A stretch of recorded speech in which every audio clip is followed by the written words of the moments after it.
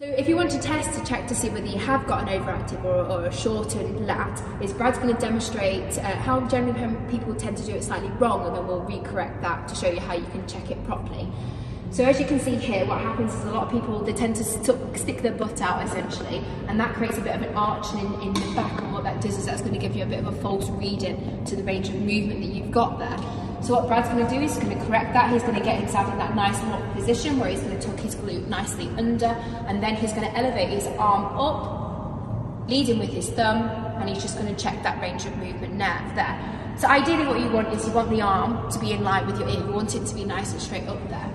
If you have got a tightness in there, what will happen is it will stop. You'll feel like what they call the bind, which is like a bit of a pull or a bit of a restriction point in there.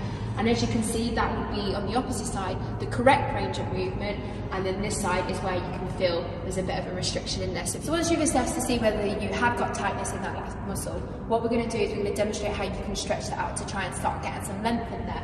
So what Brad's doing is he's tucking his leg behind him, so what you're trying to do is create like a C shape. So you want a nice curve going on there, and then what he's doing with his arm is he's creating a nice C curve there. And what he's doing is he's lengthening that whole muscle there, and what you should also think about doing is trying to get that QL muscle in here, which is attached around to the pelvis as well, so you're lengthening all there. So Brad's getting a nice long curved stretch in here, and it's going straight into that pelvis all the way up his body, and what that's going to do is that's going to also lengthen the QL muscle, it's going to lengthen the lat, it's going to start getting some range of movement in there, so when you are doing your exercise you're starting to reduce that bind and that pull that you're getting.